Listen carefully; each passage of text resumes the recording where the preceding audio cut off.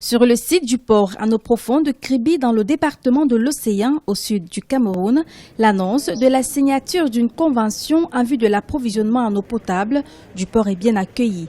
Les officiels, autant que les responsables du port en eau profonde, ne tarissent pas d'éloges.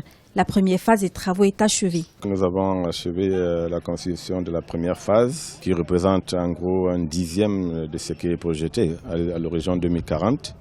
Et qui est constitué très brièvement d'un terminal à conteneurs de 350 mètres de longueur de quai, avec une aire de stockage de 14 hectares, qui peut donc manipuler 350 000 EVP par an. Cette convention de financement d'un montant de 29,52 milliards de francs CFA a été octroyée à l'État du Cameroun par la banque belge Belfius.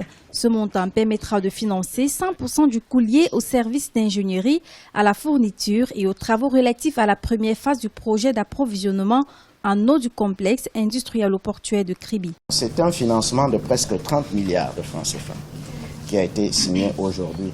Et il faudrait peut-être ajouter qu'à cette convention, nous sommes dans l'attente d'une prochaine convention également de presque 26 milliards de francs CFA qui servira à l'exécution des travaux dans 13 centres situés à Bankim, Bagno, Mbé, Pitoa, Mayo, Oulo, Figil, Mbalmayo, Sa, Dimakojum, Lomie, Yoko et Makalinga. À rappel, le port en eau profonde de Kribi dispose d'une autonomie d'approvisionnement en eau potable, laquelle est assurée par le biais d'une station de traitement, d'un forage et d'une base de stockage d'une capacité de 200 mètres cubes par jour.